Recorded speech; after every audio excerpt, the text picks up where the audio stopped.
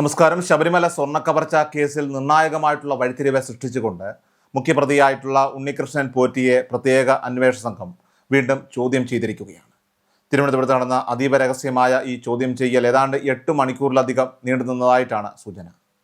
മുൻകാലങ്ങളിൽ പലതവണ ചോദ്യം ചെയ്യലുകൾ നടന്നിട്ടുണ്ടെങ്കിലും സംസ്ഥാനത്തുണ്ടായ ഭരണമാറ്റത്തിന് ശേഷം നടക്കുന്ന ഈ നീക്കം കേസിനെ പുതിയൊരു തലത്തിലേക്ക് ഇപ്പോൾ എത്തിച്ചിരിക്കുകയാണ്.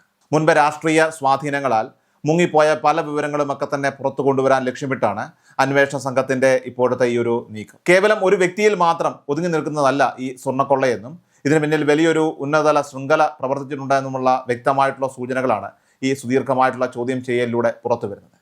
പഴയ അന്വേഷണങ്ങളിൽ പ്രതികളെ സംരക്ഷിക്കാൻ മുകളിൽ നിന്ന് സമ്മർദ്ദമുണ്ടായിരുന്നെങ്കിൽ ഇപ്പോഴത്തെ അന്വേഷണ സംഘത്തിന് നിയമപരമായിട്ട് മുന്നോട്ട് പോകാനായിട്ട് പൂർണ്ണമായിട്ടുള്ള സ്വാതന്ത്ര്യം ലഭിച്ചിട്ടുണ്ടെന്നാണ് ഉന്നത പോലീസ് വൃത്തങ്ങളൊക്കെ തന്നെ നൽകുന്ന സൂചന.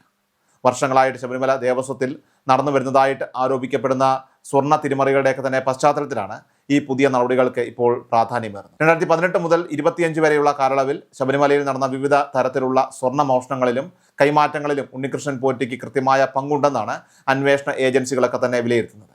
മുൻ സർക്കാരിന്റെ കാലത്ത് ഈ സംഭവത്തെക്കുറിച്ച് അന്വേഷണം നടന്നിരുന്നെങ്കിലും രാഷ്ട്രീയ അടിയൊഴുക്കുകളൊക്കെ തന്നെ കാരണം പല സത്യങ്ങളും മൂടിവെക്കപ്പെടുകയായിരുന്നുവെന്ന് ആക്ഷേപമുണ്ട്. അന്നത്തെ അന്വേഷണ ഉദ്യോഗസ്ഥരെ സംബന്ധിച്ച് അവർക്ക് കുറ്റവാളികളെ കണ്ടെത്താനായിട്ട് തക്കവണ്ണമുള്ള തെളിവുകളൊക്കെ തന്നെ ലഭിച്ചിരുന്നുവെങ്കിലും ഭരണതലത്തിൽ നിന്നുള്ള കർശനമായിട്ടുള്ള നിർദ്ദേശങ്ങളെ തുടർന്ന് അന്വേഷണം അട്ടിമറിക്കപ്പെടുകയായിരുന്നു. എന്നാൽ ഭരണം മാറിയതോടെ പഴയ ഫയലുകൾ വീണ്ടും തുറക്കപ്പെടുകയും ഉണ്ണികൃഷ്ണൻ പോറ്റിയെ വീണ്ടും ചോദ്യം ചെയ്തതിലൂടെ മുൻ ഭരണാധികാരികളുടെ പങ്ക് വ്യക്തമാകുന്ന നിർണായക രഹസ്യങ്ങളൊക്കെ തന്നെ അന്വേഷണ സംഘത്തിന് കൈമാറാൻ അദ്ദേഹം നിർബന്ധനായിരിക്കുകയുമാണ്. ഈ കേസിൽ ഏറ്റവും ഒടുവിലായിട്ട് പുറത്തു വന്നതും കോടതിയുടെ കടുത്ത നിരീക്ഷണങ്ങൾക്ക് കാരണമായതുമായിട്ടുള്ള സംഭവം 2025 നടന്ന ദ്വാരപാലക ശില്പങ്ങളുടെ സ്വർണ്ണപ്പാളി കൈമാറ്റമാണ്. ശബരിമലയിലെ അറ്റകുറ്റപ്പണികളുടെ പേര് പറഞ്ഞുകൊണ്ട് ഈ വിലപിടിപ്പുള്ള സ്വർണ്ണപ്പാളികൾ ചെന്നൈയിലേക്ക് കൊണ്ടുപോയതിന് പിന്നിൽ വലിയൊരു ഗൂഢാലോചന നടന്നിട്ടുണ്ടെന്ന് SIT ഇപ്പോൾ സ്ഥിരീകരിച്ചിട്ടുണ്ട്. ദേവസ്വം ബോർഡിന്റെ നിലവിലുള്ള ചട്ടങ്ങളും മാനദണ്ഡങ്ങളും ഒക്കെ തന്നെ പൂർണ്ണമായും കാറ്റിൽ പറത്തിക്കൊണ്ടാണ് ഈ സ്വർണ്ണപ്പാളികൾ അന്ന് ഉണ്ണികൃഷ്ണൻ പോറ്റിയുടെ ചുമതലയിലേക്ക് മാറ്റിയത്.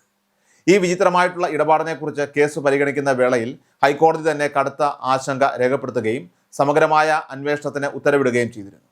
തുടക്കത്തിൽ വെറും ഒരു അറ്റകുറ്റപ്പണി എന്ന് വരുത്തി തീർക്കാനായിട്ട് ശ്രമിച്ചിരുന്നെങ്കിലും അതിന് പിന്നിൽ കോടിക്കണക്കിന് രൂപയുടെ സ്വർണ്ണക്കടത്തും തിരിമറിയും നടന്നിട്ടുണ്ടെന്ന യാഥാർത്ഥ്യമാണ് ഇപ്പോൾ പുറത്തു വരുന്നത്.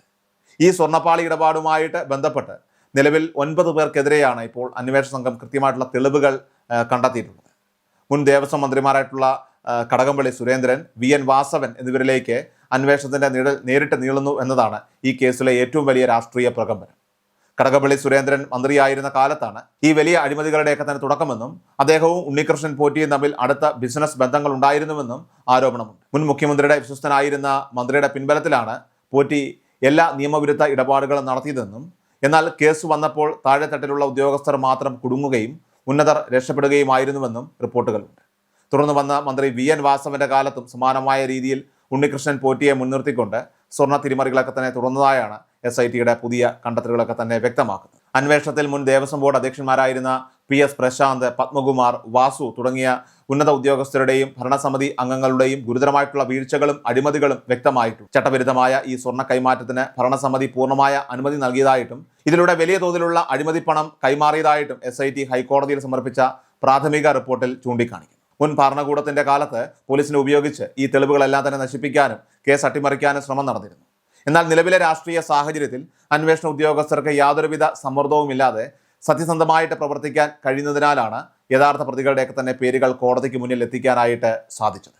അധികാരത്തിന്റെ തണലിൽ നിയമത്തെ വെല്ലുവിളിച്ച ഉന്നതർക്ക് ഇനി ഈ കേസിൽ നിന്ന് എളുപ്പത്തിൽ ഒഴിഞ്ഞു മാറാൻ കഴിയില്ലെന്ന അവസ്ഥയാണ് ഇപ്പോൾ നിലവിലുള്ളത്. ശബരിമലയിലെ പവിത്രമായ സ്വർണം കവർന്ന കേസിന്റെ അവസാനഘട്ട റിപ്പോർട്ടുകൾ കോടതിയിൽ സമർപ്പിക്കാൻ പ്രത്യേക അന്വേഷണ സംഘം ഇപ്പോൾ ദ്രുതഗതിയിലുള്ള നീക്കങ്ങളൊക്കെ തന്നെ നടത്തി വരികയാണ്.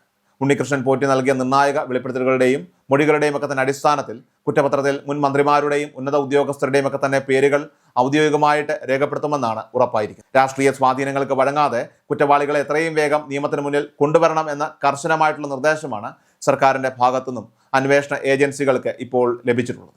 അതുകൊണ്ട് തന്നെ വരും ദിവസങ്ങളിൽ ഈ കേസിൽ വലിയ രീതിയിലുള്ള അറസ്റ്റുകൾ ഉൾപ്പെടെയുള്ള അതിശക്തമായ നിയമ നടപടികൾ ഉണ്ടാകുമെന്നാണ് രാഷ്ട്രീയ നിയമവൃത്തങ്ങളൊക്കെ തന്നെ ഇപ്പോൾ വിലയിരുത്തുന്നത്. അയ്യപ്പന്റെ തിരുവാഭരണങ്ങളും സ്വർണവും കവർന്ന യഥാർത്ഥ പ്രതികൾ ആരായാലും അവർ അഴിക്കുള്ളിലാകുമെന്ന പ്രതീക്ഷയിലാണ് ഭക്തജനങ്ങളും പൊതുസമൂഹവും ഇപ്പോൾ ഉറ്റുനോക്കുന്നത്.